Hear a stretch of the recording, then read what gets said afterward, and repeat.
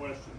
A lot of us are probably here tonight just like me, because we only learned about this a few days ago when we saw the posting of this ordinance. It's 120 pages in the Salem Ledger.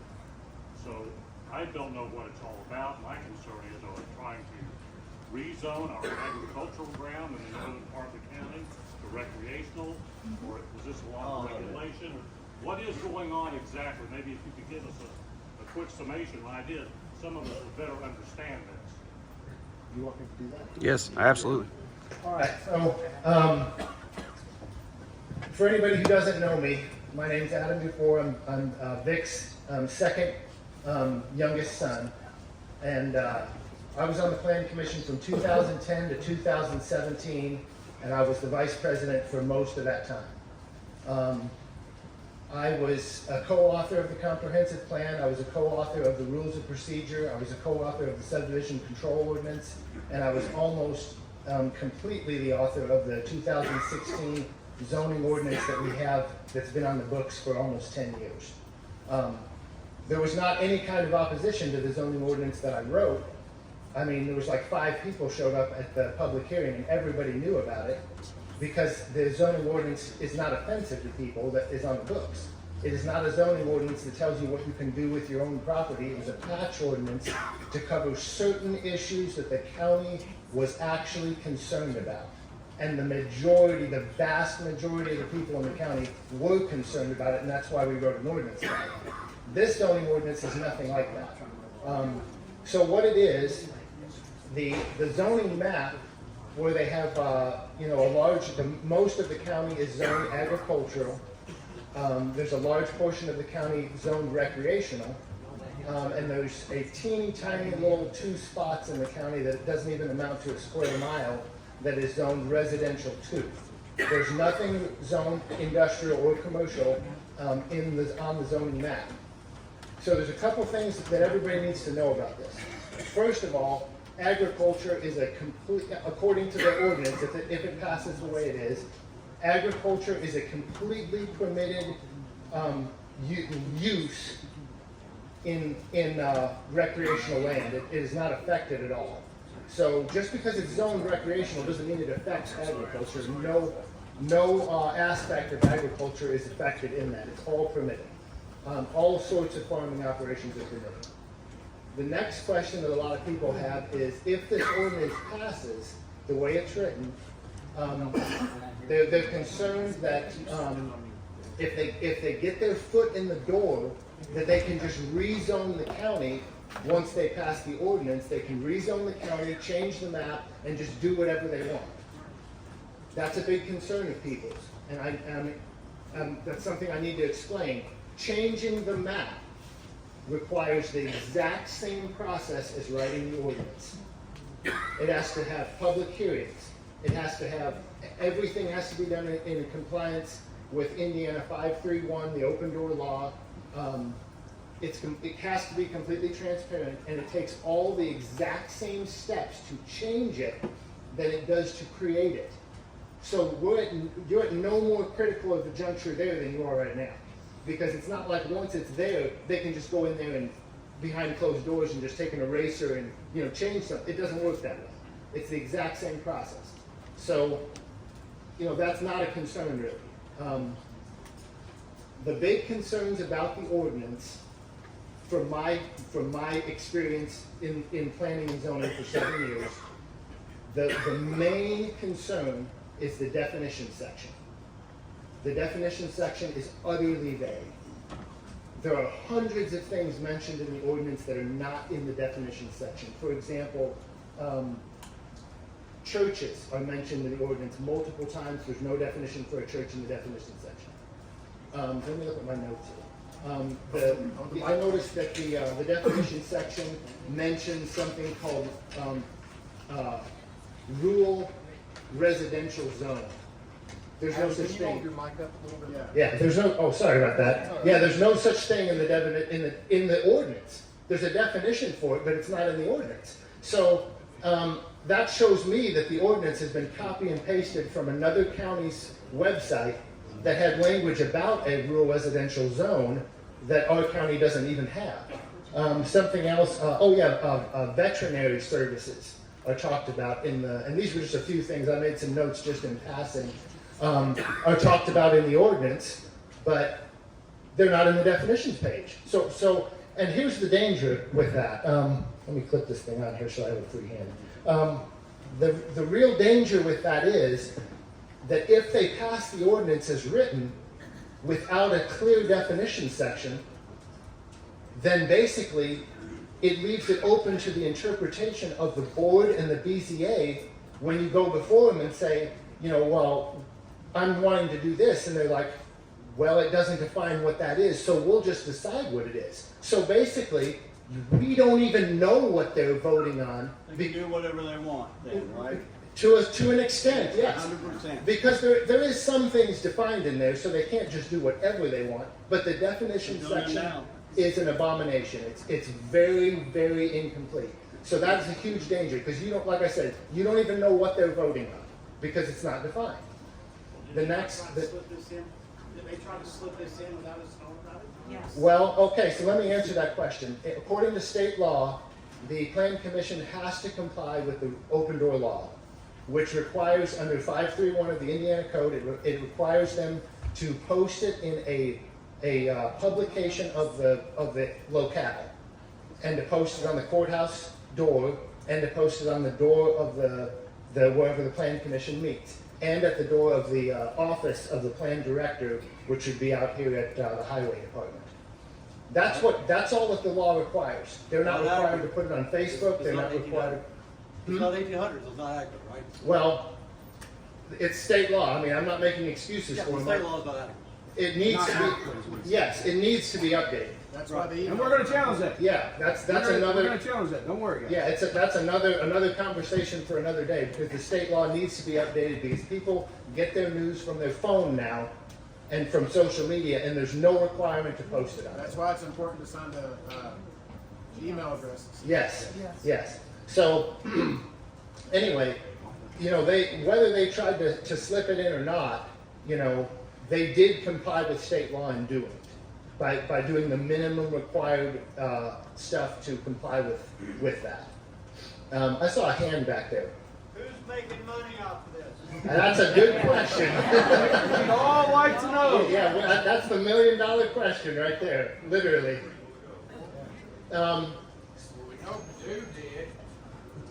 I think when you hear my story, you'll understand a little bit. There's a hand back here. So they didn't post the proposal until this was brought to everybody's attention. Should that not also be part of the state reporting that they have to publish it so that it can be seen? They have to post it 3 weeks before the date of the meeting. Wow. That That's should be the done law. online. It is. It's on the web. It's on the county website. To be fair, rumors So- showed up on the 8th, and that wasn't posted until the 12th. So, So, Go ahead, sir, with glasses. You got your hand up, leather jacket, glasses, Mr. John? Yeah, so I have a question, and I brought it up to you, is enforcement. So let's say that they pass these things and they find problems with things. Who's gonna do the enforcement? Who's gonna do the fines? Are they gonna create a whole new division to do this? Are we opening up a door for things to get crazy? You know, because if you look at some places where they have HOAs, this feels a little like it could go that direction now. It's not, handled properly. Brent don't have enough people. so the question was, how are they going to enforce the ordinance, and how is the ordinance going to have teeth? Is the basic question here. And the answer to that is the office of the plan director. The plan director would be the one enforcing this. That would be Travis Elliott. And Travis, I have not seen him here tonight, but he's a good guy, and I feel sorry for him right now. That's all I can say. So I don't know I have not read enough of the administrative part of the ordinance. I believe it'd be chapter 11 in there to know what the fines, etc., would be for not complying with this ordinance. it was 2,500 on the first and 7,500 on the second. But what for in particular? The way that I understood it reading it was it could have been for any of these citations, anything you're citing. States any violation.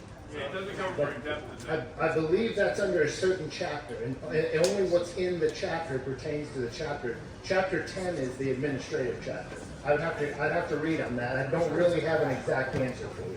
Yes, sir. Is there any language in what they're trying to propose so far as if a person has owned a piece of property for 20 years plus, used it for a certain business or whatever they're doing, grandfathering them in, or is that off the table, or have they even mentioned that? Everyone's protected by grandfather clause.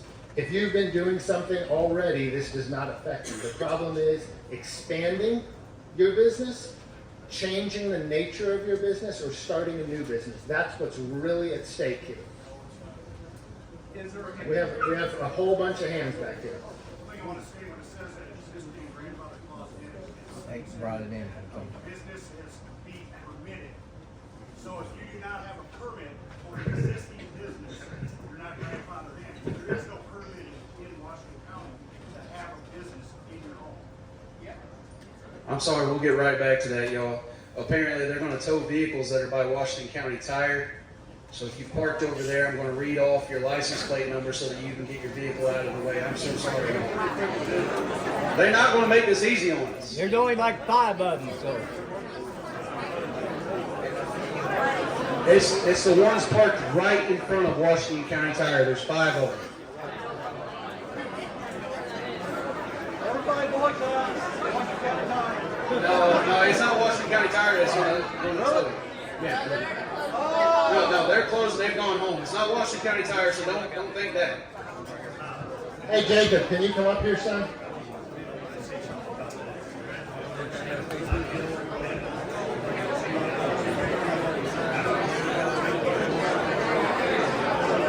That's a whole lot more people than 5 cars. I know. They wouldn't let him read the license plate. Hold up! Hold up! Just the ones in front of Washington County Tire, y'all. PCG 554, 575E214, DD725, UN5820, RH2421. If y'all like me, you don't know your license plate number. Yeah, I don't either, but I am parked over there, so I'm going to have Jacob go move my truck.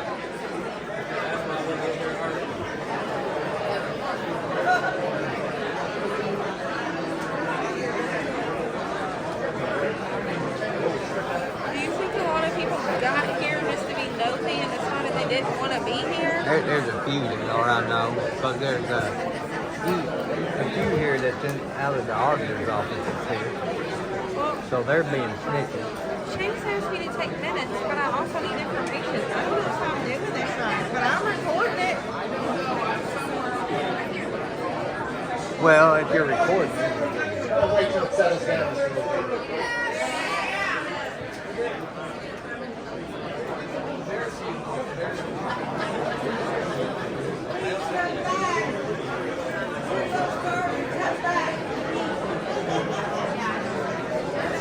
We're waiting until it settles down a little bit.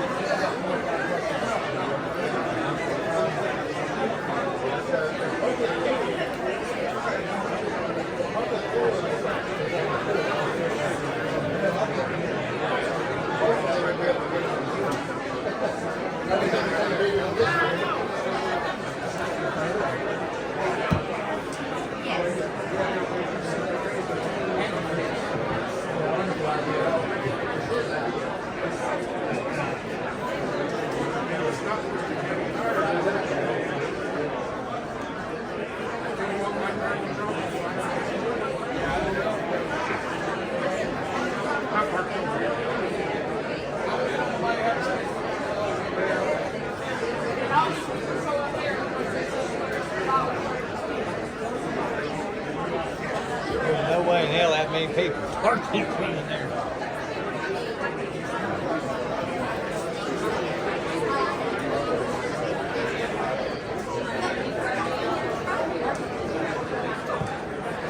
I don't know that we could have found a building big enough for all of it.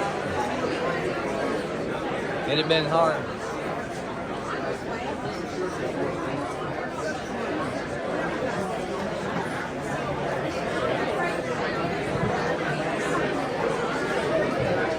I'd say go on with it.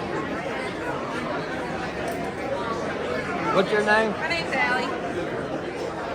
I just moved from in the city limits to Bologna, so nobody can tell me what to do on my own property. And here we go.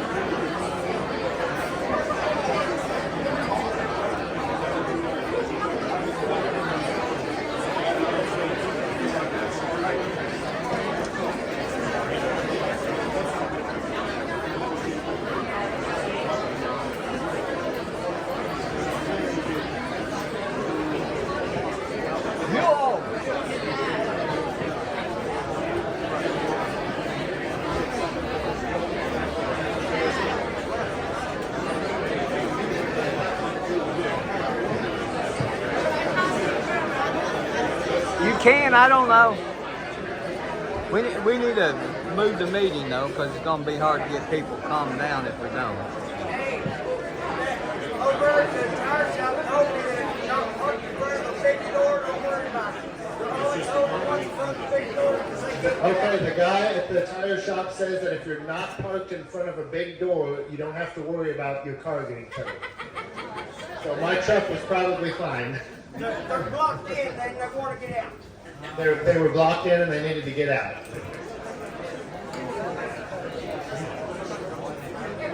You should have just told them to join the meeting.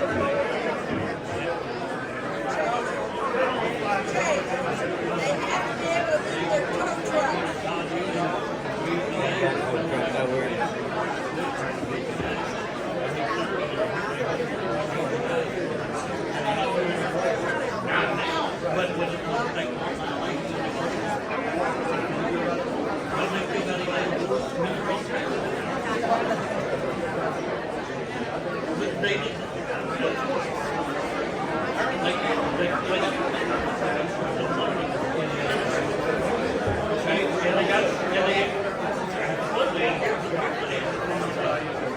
This isn't a social gathering. Let's go.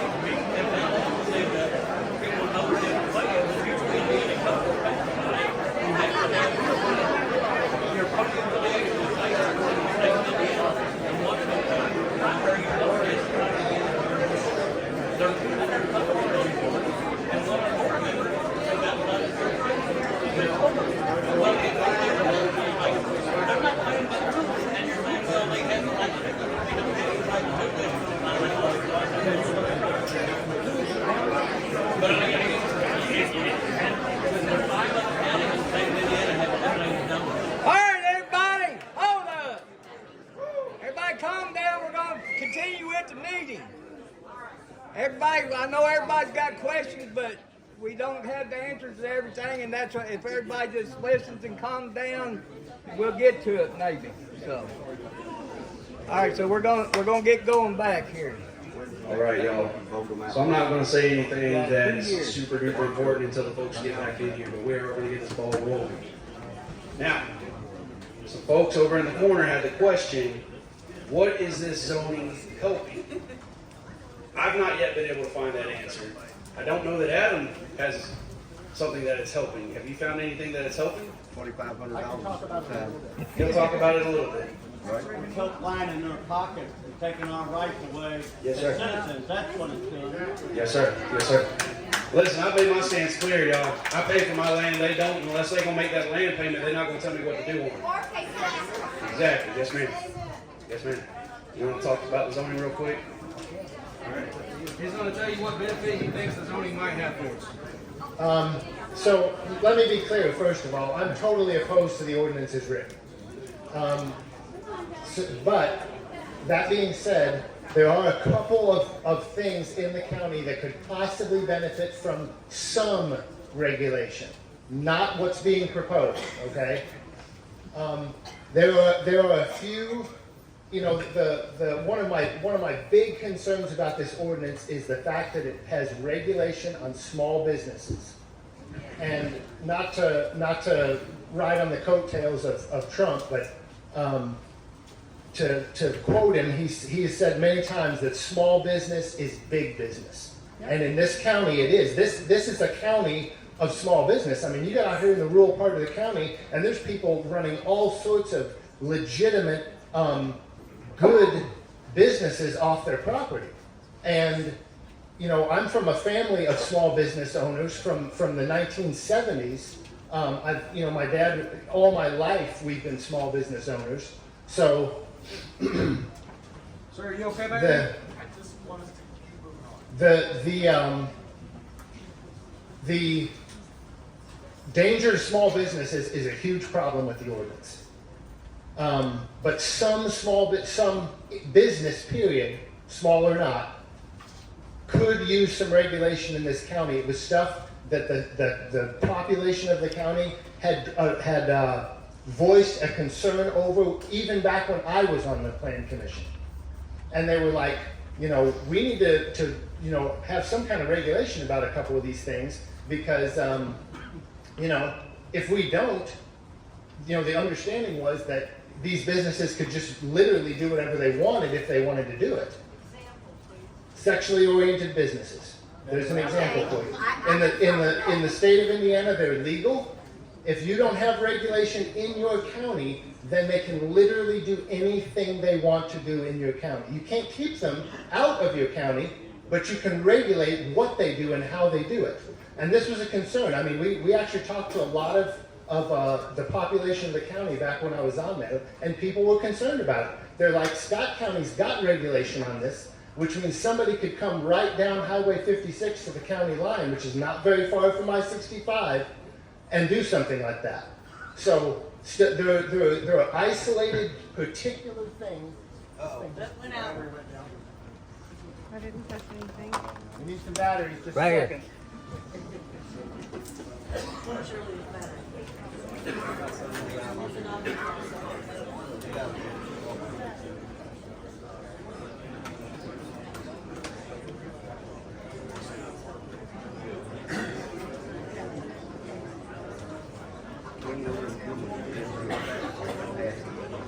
I'm not sure of that.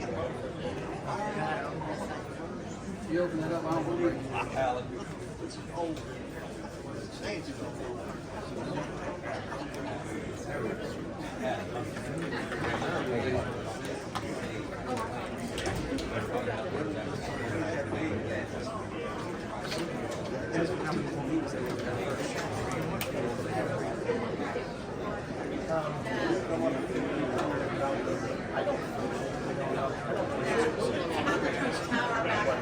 Well, you gonna have to get up here and do it. There, they got it.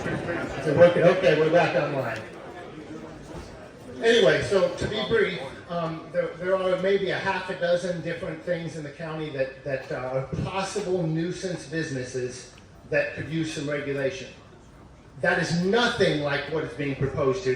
There's regulation being proposed for literally any kind of business in certain areas. So that's a big problem and a big concern. We have questions over there.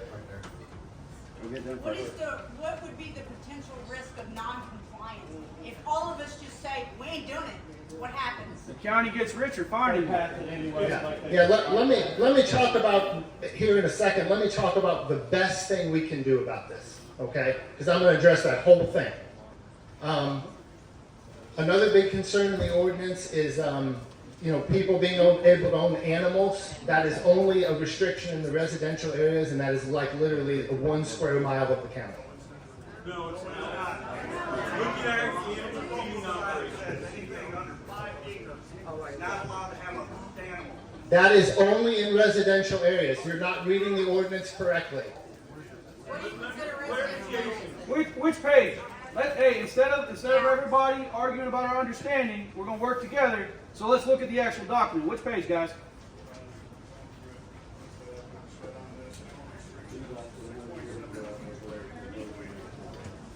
Page 30? Page 30. Page 30. And while you're talking about how they'll profit, remember the law of eminent domain. A lady in Pekin lost property to the school corporation because she wouldn't sell, and they went in on her with the law of eminent domain. So I'm gonna tell my story, but I'm in fear of that law of eminent domain. So when you're looking at these ordinances, look at the bottom of the page. It'll tell you what it's for. Residential 1, residential 2, agriculture, recreation, and so on. And then once you get past a certain page, then it will be blanket coverage for every one of them. Right. And so what Tony's talking about is, well, you brought up the animal ordinances is residential 2. Yes, sir. On use regulations on page 54, we talk about animal feeding operations, CPOs and AFOs and all that. Well, that's in the agricultural area. Right. That impacts me because I have an animal feeding operation, and it says I gotta have it 400 feet from somebody's residence. Well, I'm gonna contract with USDA for an animal feeding operation. And so this ordinance is supposed to oversee, not oversee that, but override what I am in contract with the USDA because I'm within 400 feet of my neighbor's house. How many animals are we talking I've about? got 60 pigs. I've got 20 sheep. That's not anywhere near the limits in the KFO and the CFO. But the AM, it is defined as an animal feeding operation because they are. It's defined by number, though. If you read the score sheet on the rest of that ordinance there, it's defined by number. It's so many heads of hog, so many chickens, so many cattle. That was what defines it. What is that number in my mind now? You've got to look in the document, sir. But Adam did write that, and he had talked about the point system earlier when we did the interview with WOKY.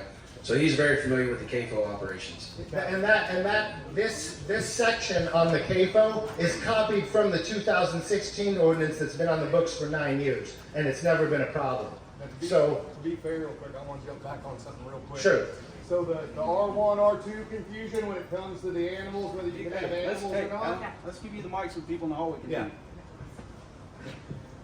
And Adam, you correct me if I'm wrong, because you know way more than I do, but my understanding is, so that we talk about the small home business impact thing.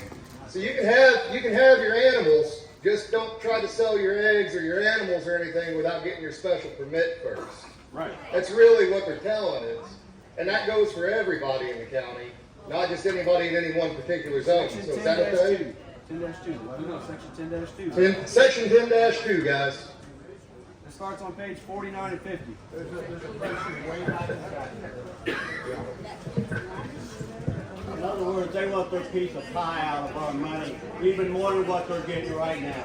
That's basically what it boils down to. And they want to knock small business out and put Temple and Temple on top, and nobody else can do a damn thing. That's We are basically doing what it something. is. We are doing something. I know it. We all know it in here. We don't want no They part of can't this. silence this many people. We're doing something.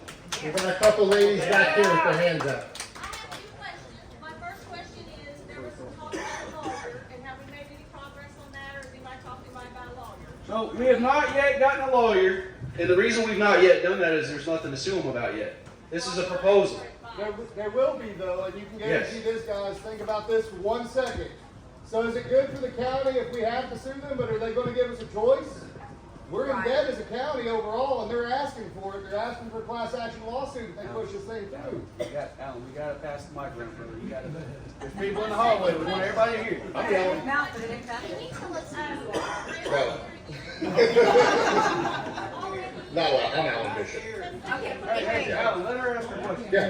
The second question is, if you already, when we're talking about the grandfathering, so you already live in your piece of property, you got your business, you're good, you don't have to worry about it. What if you want to move to another piece of property in the county? Nope, you lose it.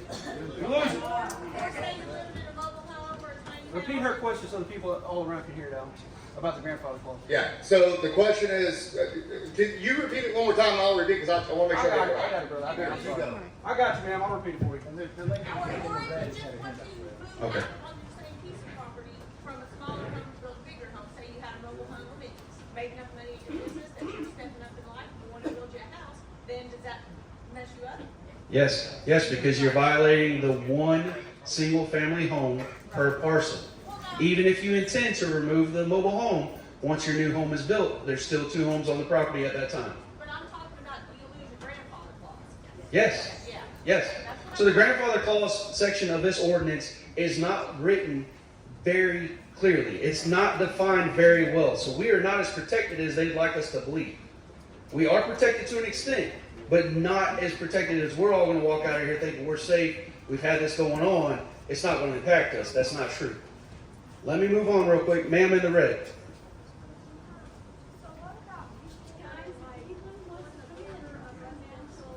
I'm sorry, I can't hear you, man. What about people that are on the border of residential/agricultural farms? My property was zoned as both. Really? I was told that I can have goats, I can have chickens, I can have all that. So before I bought it, I talked to the building commissioner.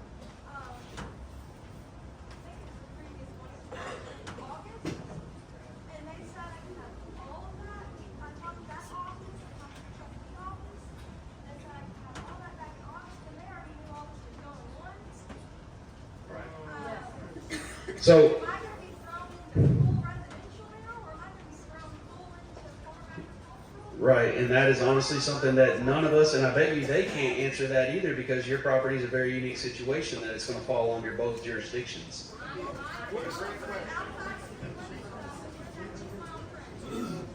So the 2 mile fringe is handled by Salem. That's not by the county. That don't count for you. Yeah, the county ordinance is not going to touch that 2 mile fringe right now. Right Yes, now, ma'am. right now. I'm sorry, say it again. So even though the police station says that my house is not technically. That's a game this county plays, yes ma'am. You call one and they say, no, that's not ours, and you call the other and they say, no, that you call the one you just called. We've all ran into that, I guarantee you.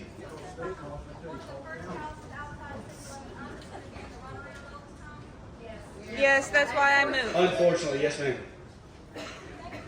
Yes ma'am. Yes sir, I'm sorry. I don't want to jump the gun here. Put the mic up just I don't want to jump the gun. I think a lot of folks have a lot of questions and concerns, but kind of my focus is none of us here want to do this. What can we do to stop it? Do you have a local representative we can talk to? Do we have a politician that we can talk to? Okay, and I don't know if that's where you're going.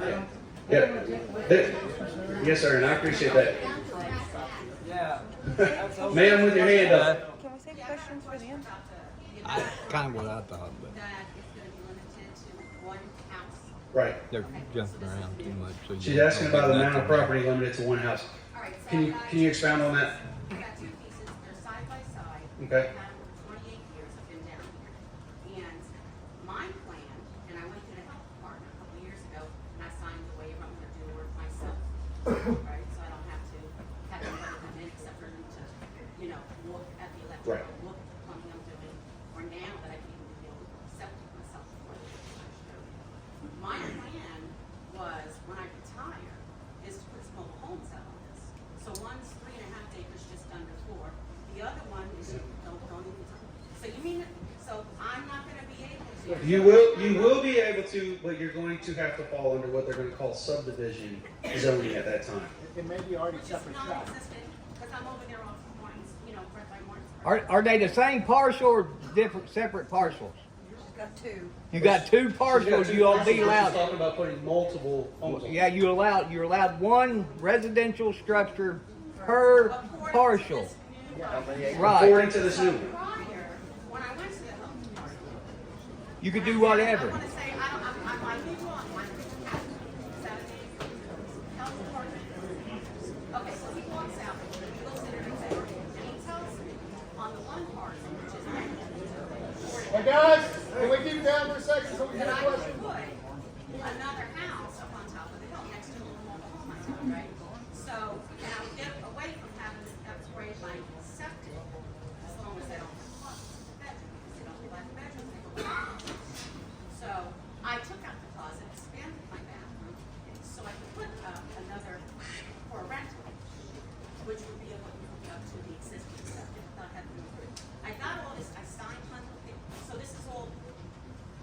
all blown to the wind, right? if this passes. Oh, okay. Mr. John, I'm sorry. Go ahead. I guess I got here just a little late, but my main concern is not to pick this thing apart that they're wanting to push through. Is to trash the whole thing is my desire. If they want to start something soon, later, they can get small pieces. But I guess my question would be, like I said, I got here late, is there a petition here on hand somewhere that was saying that's going to be presented that night? I'll restate that for you. Yes, sir. I didn't know. Yes, sir. And you have to have a number of petitions to signatures on the petition to really get their attention. So here's the thing, y'all. We can have 100,000 member petition online or even on paper. That doesn't matter to them. They're going to move forward how they want to move forward. But that does not mean that our petition that we're filling out tonight isn't going to have weight when we go to that meeting. And that's why we're doing it on hard paper, so it's something tangible that we can literally show them and set on their desk that many pieces of paper that you all complete. This being politics, if you get enough signatures on hand, I think you'll ring your bell there that these said persons are strictly against the whole thing. You know what I mean? Just get We've got a ton of questions, y'all. It's going to take us a lot of time to go through it, and I appreciate you being patient. I think the number one question that we've got is how we're going to beat this. And I'm going to let Adam address that real quick, but it's real simple. We're going to beat their butt at the voting polls, okay? I'm going to let Adam tell you guys how we did this before in this county and how we're going to do it again. That gentleman back there has a question. What you got? Hey, Adam. Somebody with your experience who has served on the Plan Commission, I know you know a lot about this. Could you please briefly describe and explain what the 2-mile fringe area of the county is that's outside of the city limits of Salem, but is not the jurisdiction of the county? And I know you have a lot of knowledge on that. Could you please describe that? Because I feel like that's been an area of concern and question. Yes. So the city limits of Salem is the incorporated area of the city of Salem. Under state law, under Title 36, any incorporated area, any city is allowed to claim a 2-mile fringe, which is basically a development zone around their political subdivision for future development to be able to influence the land use that takes place just outside of the city limits. Salem has, and it's up to the city. I mean, basically a city, if they want to claim the 2-mile fringe, they can do it. And Salem has claimed their 2-mile fringe. It happened like 30 or 40 years ago. So basically, it is not in the city limits, but it is under the jurisdiction of the city.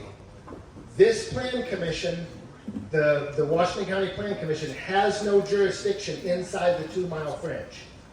So that's the long and the short of it.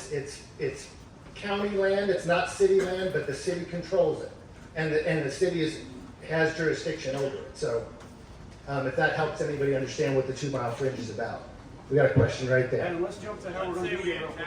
One portion of the ordinance, we crushed it. We proved our point. They're okay. Like they agree with us. Does that mean they won't pass the entire document, or does that mean, hey, they may not only pass certain sections? They're either going to pass the whole document or they're going to send it back to the board for review. So, and there's 2 steps to this thing. The first thing we need to do is we need to show up at the February 4th meeting. We need to be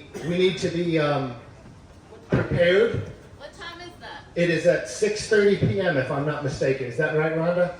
I don't know. Okay. I have something else to say. Okay. That's correct. 6:30 p.m. 6:30 p.m. Second floor. Second floor in the old courthouse on the town square.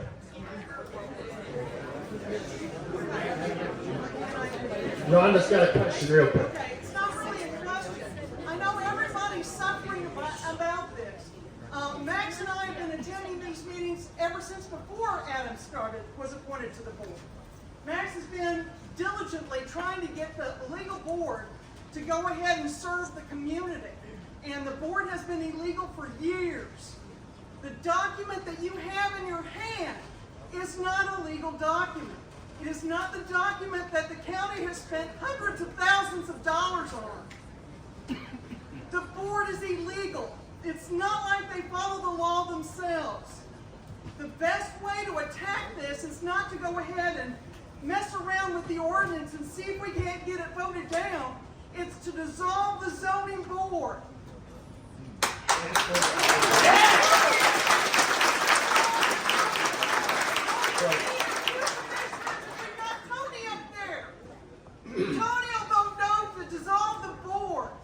I won't vote no to dissolve the board. I'll make the motion to dissolve the board. So don't be saying that, because I've been against zoning all my life. You can ask my wife, you can ask my kids. So I grew up on an acre of ground that was subdivided off my grandparents' land, and I am totally against this stuff. So we got it halfway done. Huh? We have it halfway done with you. It just needs one more. Well, you gotta suck up to him, because trust me, right. Trust me, I can't. All right. You got Philip Marshall and Todd Ewing. Phil Marshall, Todd Ewing's a waste. Yeah. Phil Marshall is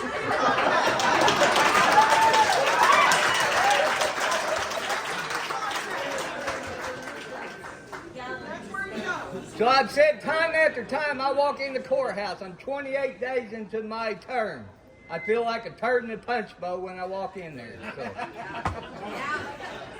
We're behind you, though. All right. They're wanting us to talk about what we're going to do about this, guys. So there's two steps. The first thing is to show up at the February 4th meeting, be prepared. They're going to have time limits on speaking when we show up there. But according to the rules of procedure, a group of people can designate a speaker to speak on their behalf, and that way it's not the same questions over and over again that's going to make the meeting run into overtime and make them adjourn the thing.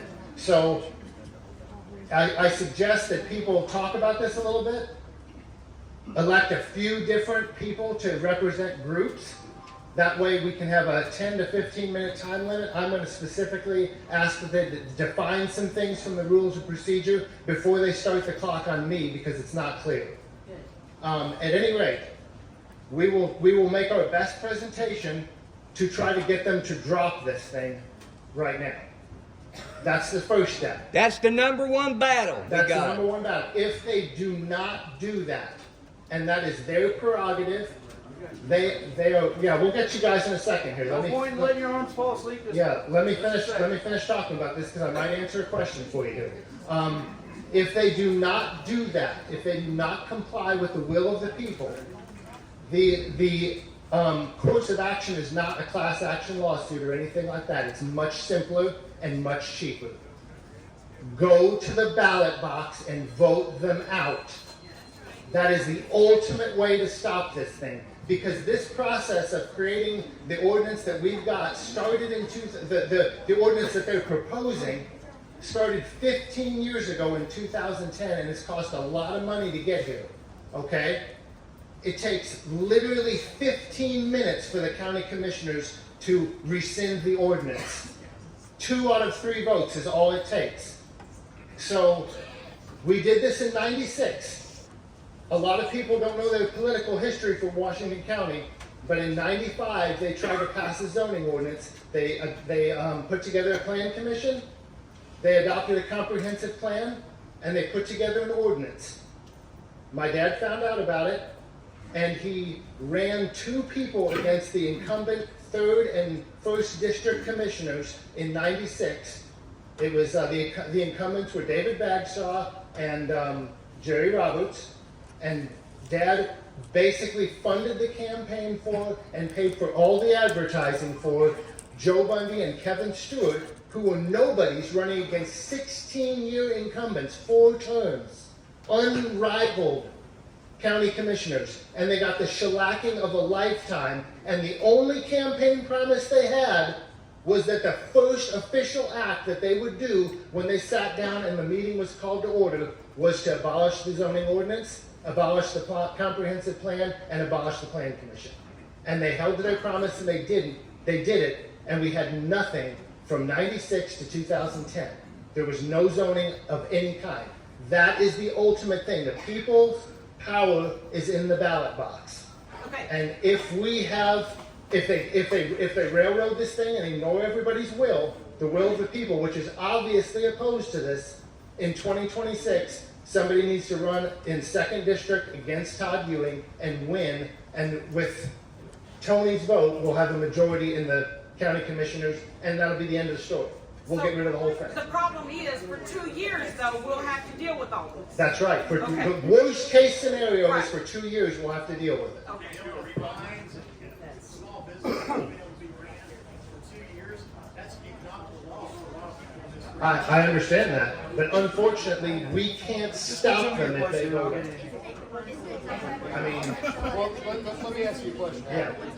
So the reason I mentioned the actually mentioned the class action lawsuit, okay? So as Rhonda was speaking about the legal board, etc., right? Or we'll talk about any of the things that are in here that hurt people personally, or things that go above and beyond state, former county ordinance, etc. That's where I consider that class action lawsuit coming in, is at that point. I would think there would be some legal recourse. Now, what I was getting at with that a while ago is, I don't think anybody in this county wants that. And the reason we don't want it is because we're already in debt. But they're putting us in a position to be in more debt by making life harder on all of us and by doing things that aren't legal on the board, from what I can tell and from what Rhonda has said as well. So that's just my kind of thought there. Yeah. Question, guys? I don't know if that's correct. Can I answer that real quick before I take a question now? So, I'm not a lawyer. That would be something I would take before the State Board of Accounts or the Public Access Counselor or something like that to find out where they stood on that. No public official is able to be held liable money-wise. I'm sure you understand that, for things that they do in office. So basically, by the time it got through litigation, it would probably be time to vote them out anyway. You know what I'm saying? This kind of stuff really ends up dragging on unless you have a clear-cut violation of 531, which is the open door law that says that anything done that's not in compliance with 531, if the official doing it does not have burden of proof that they complied with it, and someone else has burden of proof that they did not comply with it, that person can literally declare null and void whatever they did, and it requires no lawsuit at all. So, but they haven't violated 531 that I can tell, and believe me, I looked into it to try to see if I could find something. He's got it. So, I have 2 things. On the floor, are they gonna have enough room for everybody? I will be outside holding signs. My second question. So if anybody wants to, they The can. lady back here asking for, Bill Phone numbers. Are there phone numbers? Hey, are there phone numbers on the website? Just Google Washington County Commissioners, and just scroll down and list all 3 of us. Yeah, Google Washington County Commissioners. Their phone numbers are on the website. Stick them in the head.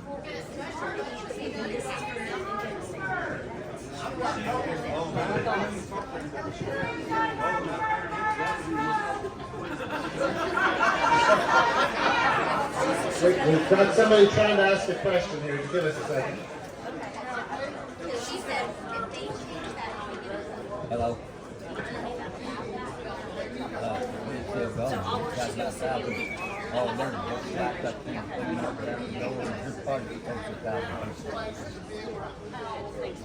No, but he called the fire. Well, we told him. So, nope. Oh, no, they ain't gonna touch his crap. No. Yep. They need to have All right, well, I need John. adequate space for the citizens of this county to come and speak and show up. I agree. When we did this in '96, the people showed up in this kind of volume, and they still didn't get the job done, and we ended up having to vote them out. But to that, what you're talking about, they moved the meeting to the Armory that night because 500 people showed up. Now, I don't know if they're going to do that on the 4th or not, but. Well, they don't need to sit there and control it. They should always, there's 40-some thousand residents in this county. 28. Common sense is telling me that you're gonna have a big enough building to accommodate a majority of the people. I agree. We agree with you, sir. We agree with you. But we've all also, I assume we've all heard the WSLN radio interview where Todd said he's not moving it. And there's probably strategy behind why he's not moving it. He doesn't want to see all of our faces. They have that courthouse listed as dangerous for this many people in it. He serves us. They will not let this many. And we have to remind him of that. And like Alan and I said in our video last night, we're going to request their voting records and their meeting minutes. But he's still going to do what he wants to do, and he has to live with seeing every one of us in this community, because this is not a big community. And that can get real uncomfortable real quick when the community's giving you the stink eye, okay?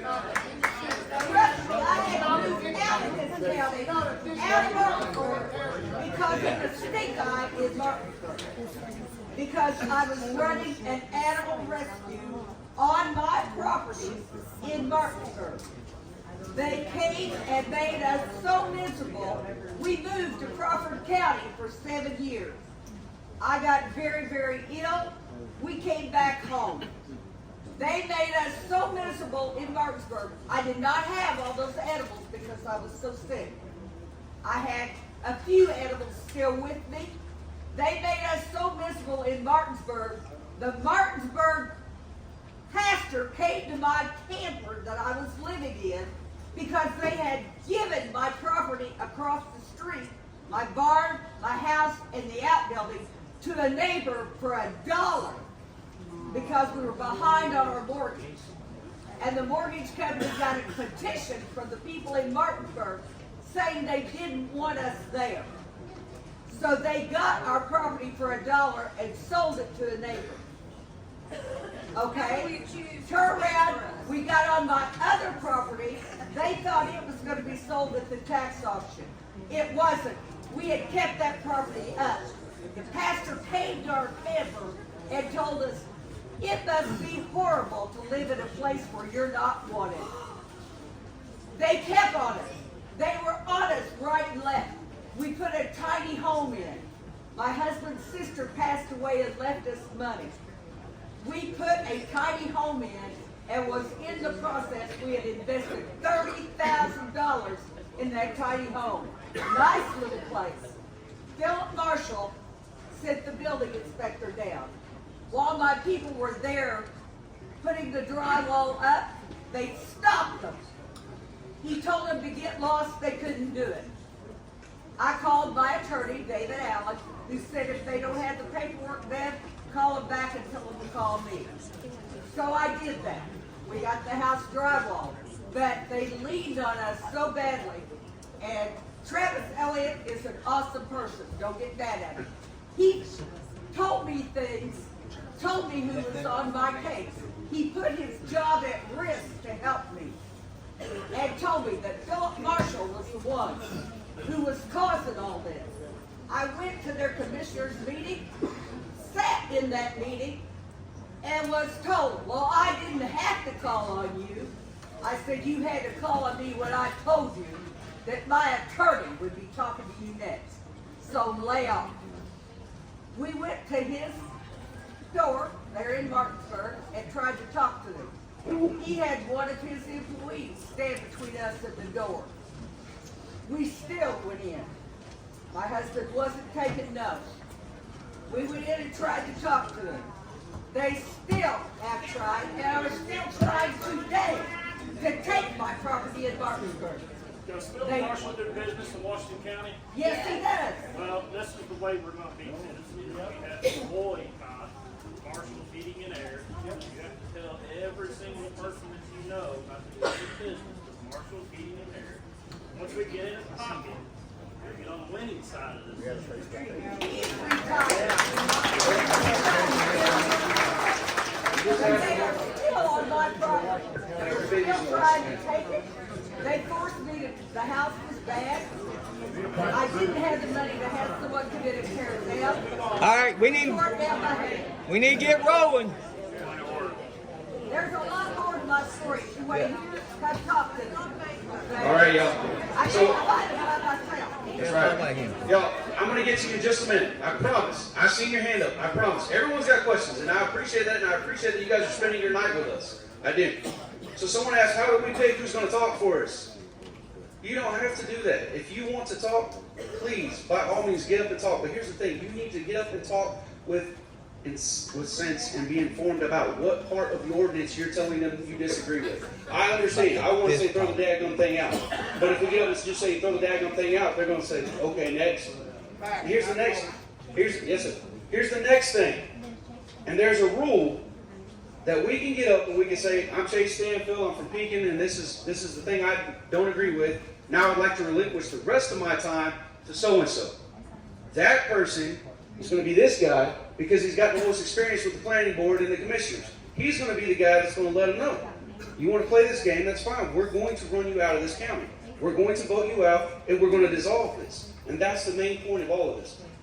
I hope we don't get to that point that where we have to deal with this for 2 years. I hope we don't.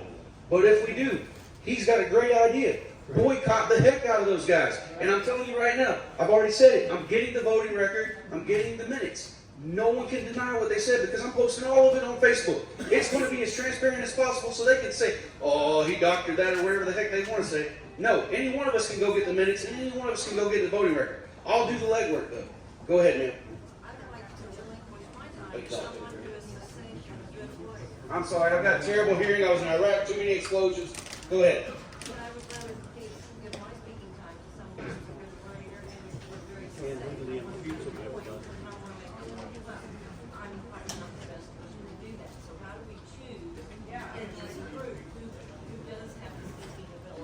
Yes, ma'am. So she said she wants to give her time to someone else that'll speak a little bit better on the topic. Adam is going to end our presentation. But here's what I want to see us as a community do. Okay, I work for a living just like most of you guys do. I've only got so many hours in the day. If there's part of this that is very near and dear to you that you feel is threatening you, I want someone to be the subject matter expert on that. That document is 114 pages long. I've read it and I can't be the subject matter expert on everything. I haven't had enough time. I probably need to read it 4 or 5 more times. Okay, so if there's part of that document that's really got you bent, I need someone to step up and say, hey, I'm willing to be the person to tackle this section of the document. And that will help the most. Because other people that have that same complaint can then reach out to that person and say, hey, here's what I've noticed. Do your legwork though. You've got to do research. You can't just say, I don't like it. That's not going to get us anywhere. Ma'am, real quick. Point of clarification, not a question. If the board is indeed illegal and the process they've taken is illegal and they pass it, does it not fall under the same thing similar to jury nullification, or we can just say we don't and waste their time for 2 years until we vote them out? What can they do? I mean, technically, I suppose they become illegal property, but you can't seize that property. And there's 28,800 people in the county, including people under the age of 18 in the 2000. But unfortunately, so far, what they've done is not illegal yet.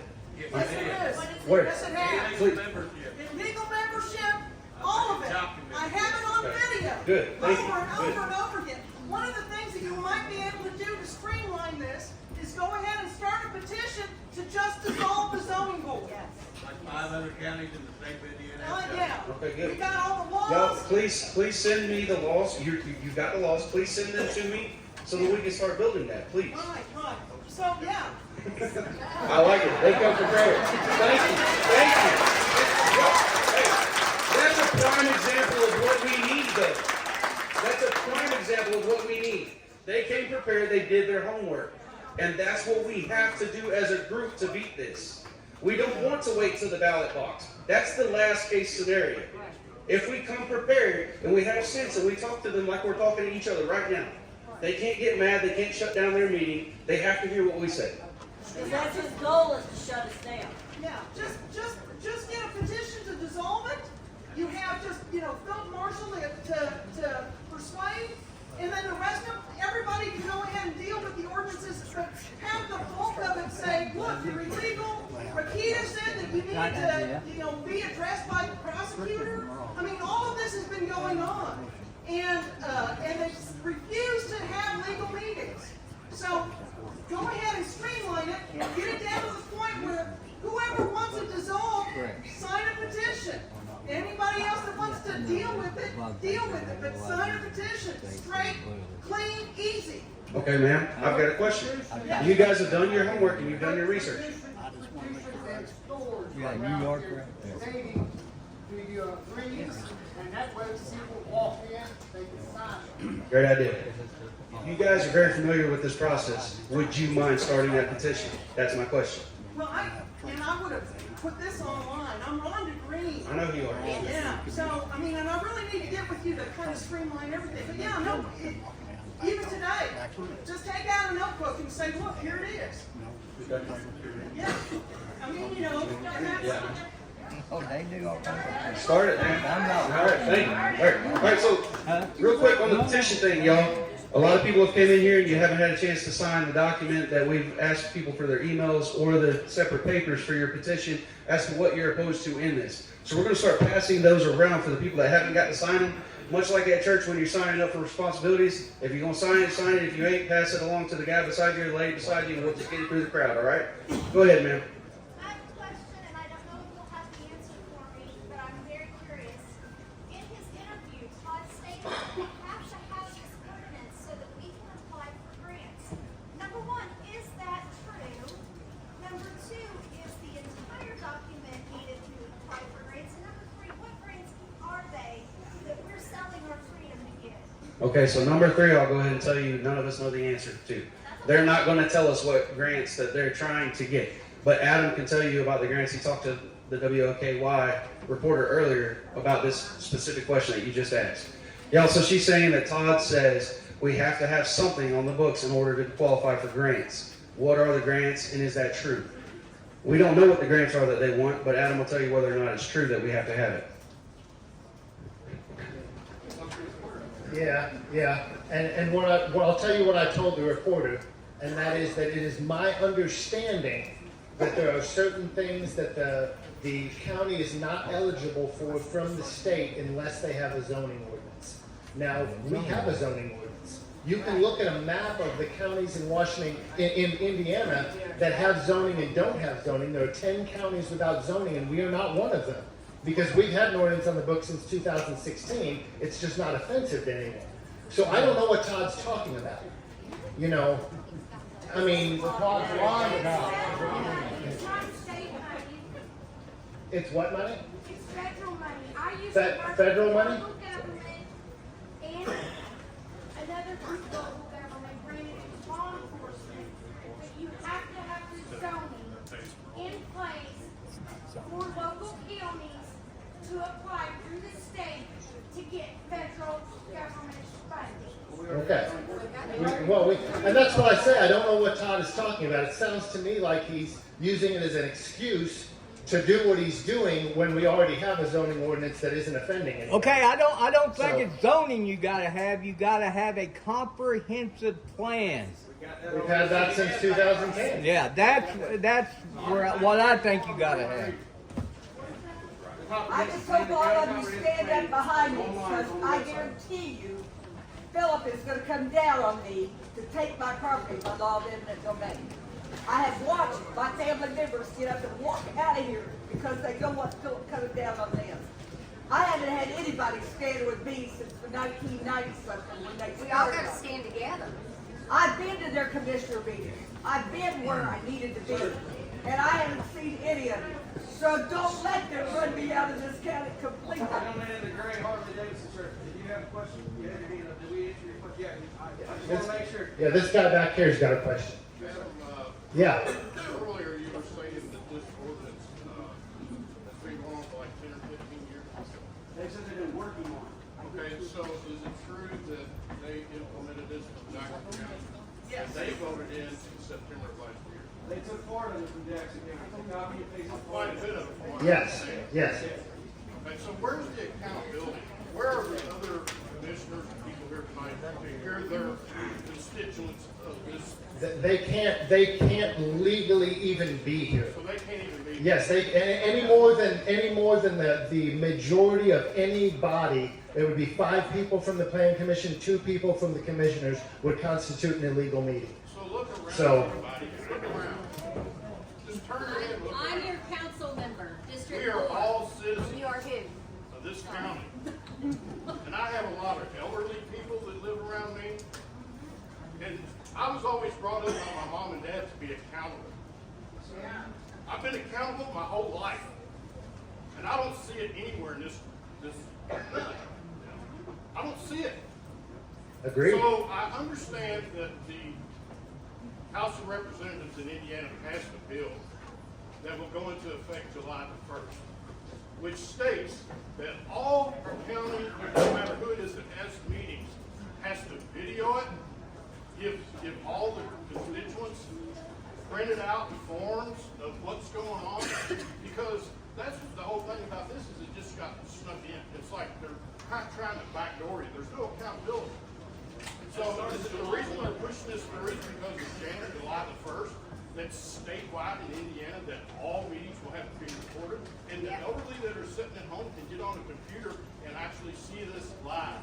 I mean, anyway, that's what I want to say. This is all about accountability. This is bullshit. You've got a valid point, sir, but I think what they're actually trying to push this through and ramrod this through for us because they wanted to get it done before Tony got on the board. Exactly. Because they already knew Tony said no. Way to go, Tony. Yeah, Tony. Yes, ma'am.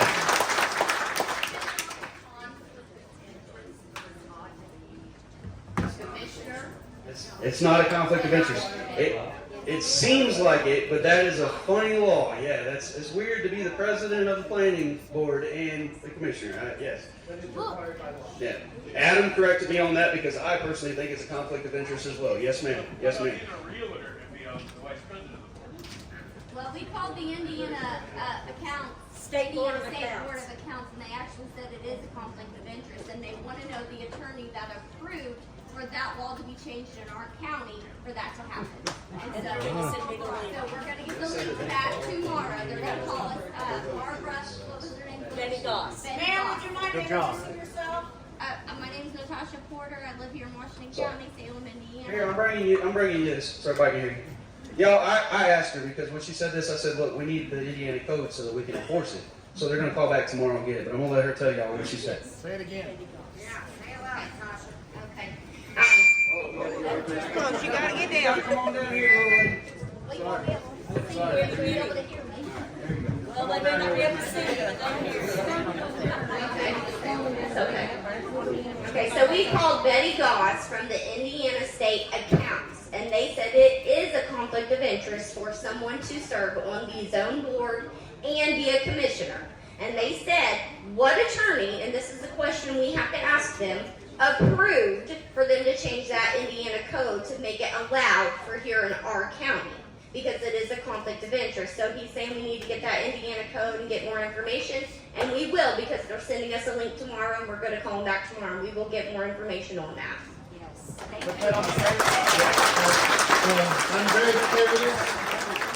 I'm very curious to know exactly what the outcome of that is because I read state law tonight right before I came here. And it is required by law that a member of the commissioners be one of the members of the planning commission according to Title 36. This is the Indiana State Accounts. She's the one who She's the one that talked to me personally and said Mitch Wilson and her have researched, and they were researching more, and it is a conflict of interest. Not necessarily he's not supposed to be there, but also with his son-in-law being on the zoning board as well. So we're sending you more information. Yeah, if anybody who's interested in that subject has a notepad, jot down 36-7-4-2,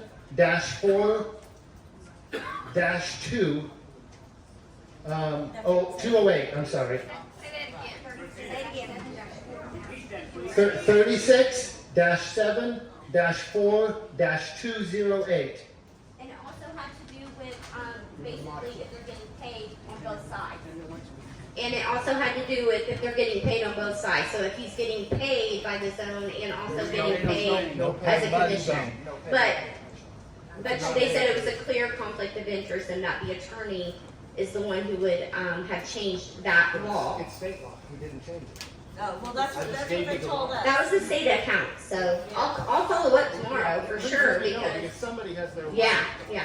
Either Indiana code is wrong or they're wrong. Yeah. Right here in the hat, go ahead, you said something? Adam, you're both right on that. There's a difference between serving on the plan commission and serving on the zoning board. You're right, Adam. A member of the commissioner serves on the plan commission. Yes. And you're right, that is by law. Yes, he's not on the BZA though, he's on the plan commission. It was. But he was on the BZA. That's the clarity of the point that Okay. you're trying to make. I got you. Thank you. Okay. Yeah, that helps. So you're talking about the BZA. Right. And we're talking about the plan Now, commission. you're talking about two totally different Right. things. Adam is 100% right about the plan commission. Yeah. You're talking about the BZA. Right. You Now- both have valid points, but you're. Yes. Yeah. And now that I know what she's talking about, that is correct. That's two So- different boards. So, and the BZA, though, to be clear, has nothing to do with writing this ordinance. So that's not, that doesn't make, the BZA having illegal membership doesn't mean that the ordinance is not right. Now, there is a question about whether the membership on the board that they have now, the actual plan commission board, the 9-person board, is legal or not. And like I said, I'm not a lawyer, but the way I read the law, there's an illegal member on the board. Unfortunately, that does not make what they do illegal. Because as long as you can look at, if they can prove by the minutes and the voting records that they still had enough votes with the illegal member, then it would probably still pass. And like I said, I'm not a lawyer. This is just my understanding, that they would not reverse what they've done over that.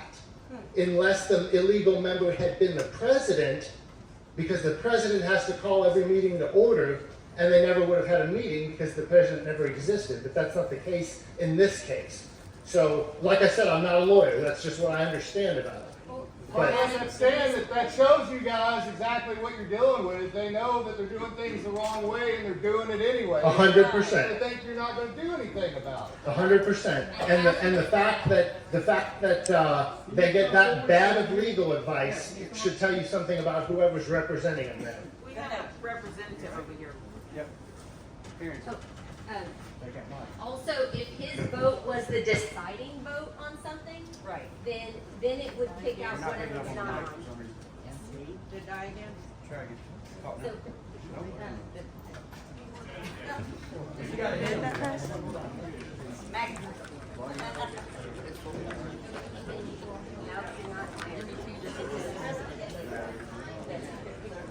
You know how to set this thing up? Alright.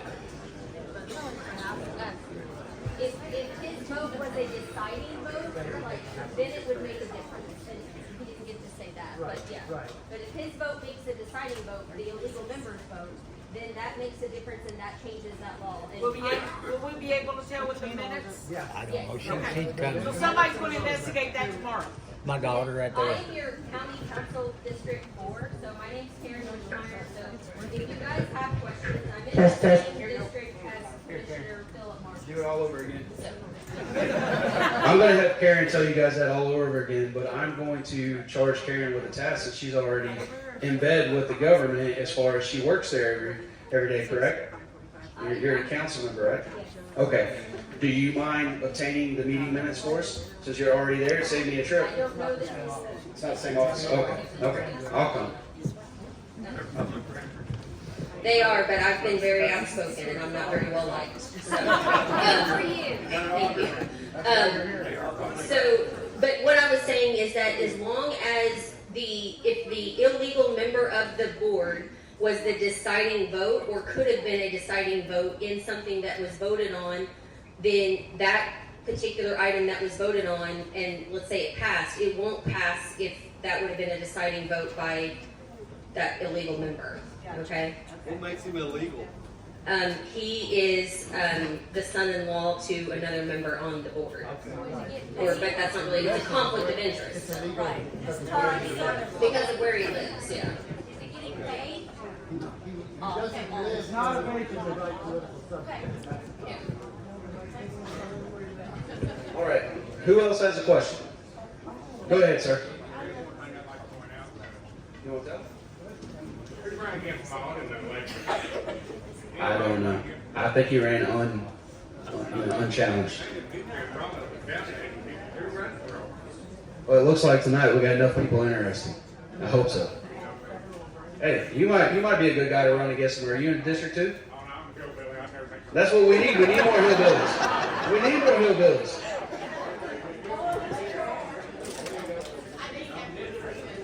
Yes, ma'am. Yes. We have a few Amish here tonight. Oh, okay. Yes, ma'am. Not necessarily online. I've been trying to tell them what's going on. Yep. I think for all your districts, all your different districts, maybe you can select somebody to speak, perhaps a certain person, so they can tell their communities about this, because I know I've talked to some that knew about it, some didn't know about Right. it, or what have you. Yeah. I think, and then the other thing to streamline this, everybody's got so many questions and everything. Perhaps you can do something with a blog or something on Facebook and put something out there. You know, what's your question as to that, and then organize it, and then come back with answers. Right. For the next. Yep. So let me be clear. Tonight was not mainly about answering questions. We want to help you understand everything that's going on, but tonight was about getting our game plan together for February 4th. Okay? And that's why I keep stressing and harping, we have to come prepared and informed on what we are challenging and telling them that we oppose. And we also need to get several people that are willing to sign up and simply get up and say, my name's so-and-so, I'm from such and such town, this is what I disagree with, took up 20 seconds, now I'm giving the rest of my time to so-and-so, so that someone can make a more impactful presentation to the board. So if we give up our time to you, they're gonna add to the Yes, sir. time you get Yes, to sir. speak? Can you wait? Yes. Yes. All right, let Adam clarify that for you guys. He wrote the rules and procedures for this, so let him clarify that for you.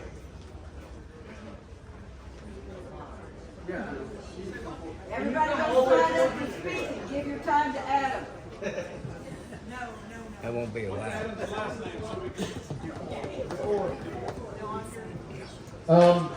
Real quick, anybody who's got something to write on, if you want to write down Todd Ewan's phone number, I have it right here. Anybody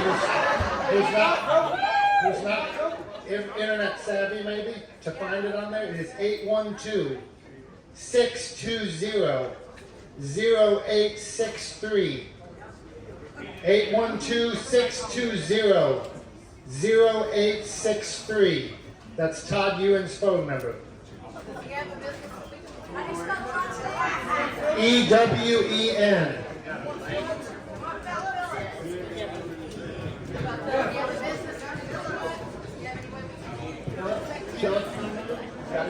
He's gonna give you Philip's number too, y'all.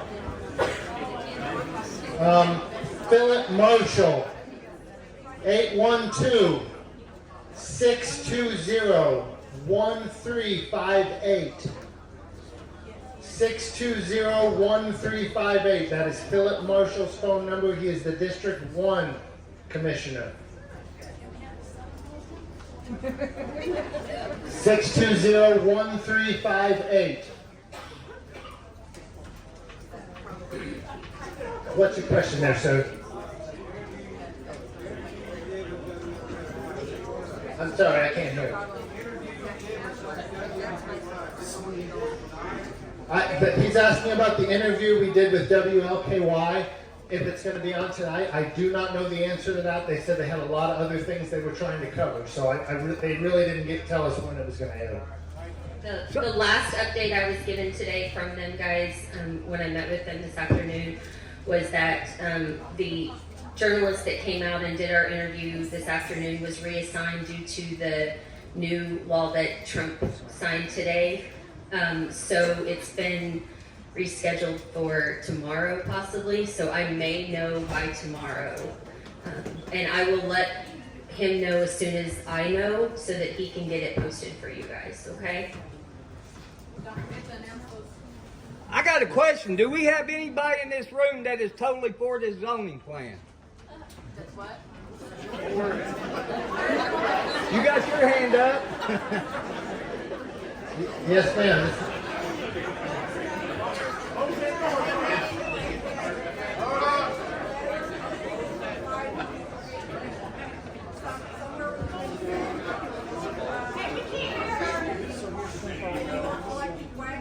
To the county? No, just to someone who wants to collect An email to send So all the the question- email for like information or to put in. to Answer questions. to explain further if people want to, what exactly they have a problem with. Yes, I have slips over here that everybody is filling out on paper so we can take them. Okay, ma'am, you're asking for the officials. You want the officials email, right? No, just an email. Well, that's who you're gonna have to. If you go Google the commissioners of Washington County, it'll be on there. It'll list all three of them. No, you're wanting an email address that everybody can contact that's here tonight, correct? Make a group one. No, she's wanting an email address that people here in this room tonight can send all of their complaints and issues to regarding it, so that it can collectively That's what I'm be telling you. organized You can and looked at. email Todd Ewan, it's on there. But no, I don't know, does Chase have one? Do you have an email that everyone collectively He's working on that. Okay, he's working.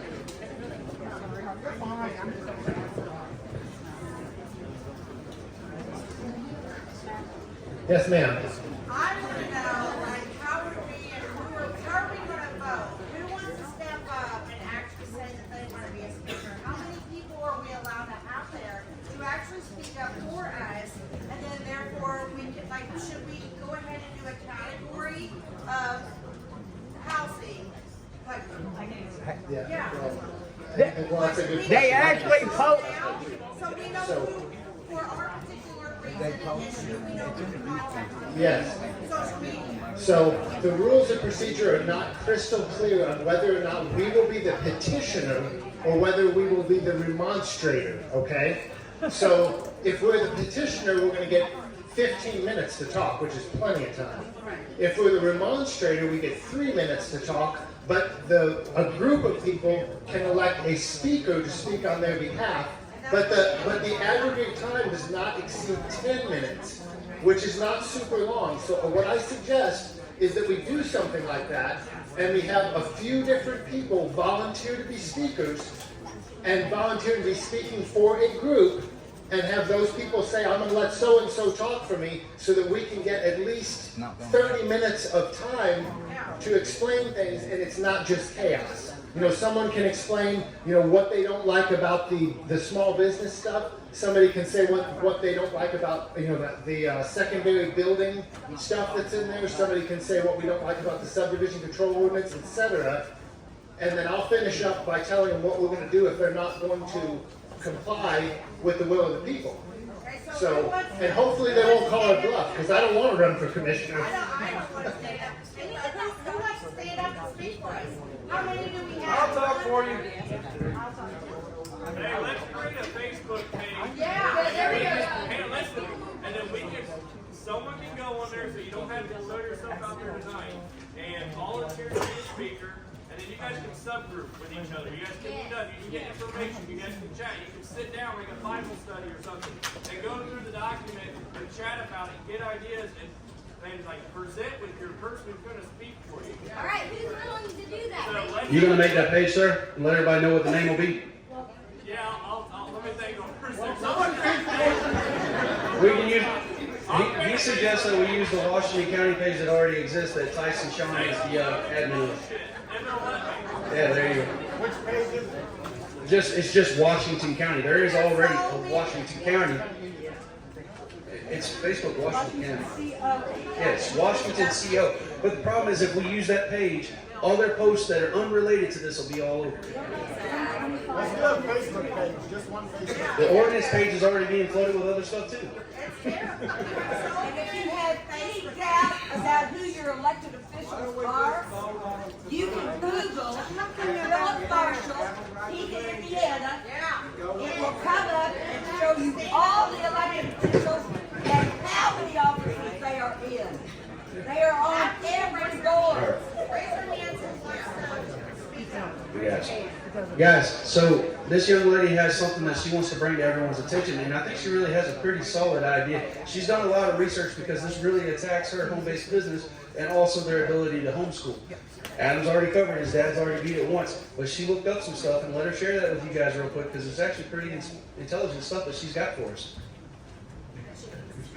Can you all hear me? Pennsylvania Coal Company versus Mahone, argued November 14th, 1922, decided on December 11th, 1922. Whether a regulatory act constitutes a taking requiring compensation depends on the extent of diminution. It's a weird word, but it's talking about devaluing our property. Yes. Devaluing our product. In the value of the property, and the definition of that word that I'm sorry, I just cannot pronounce it, is a reduction in the size, extent, or importance of something, or the shortening of the value of something. And so, you further go down on the page I'm on. So is this a Pennsylvania Supreme Court or? Yes, but so there's been times, and I'm not a lawyer, but one of my friends is a paralegal.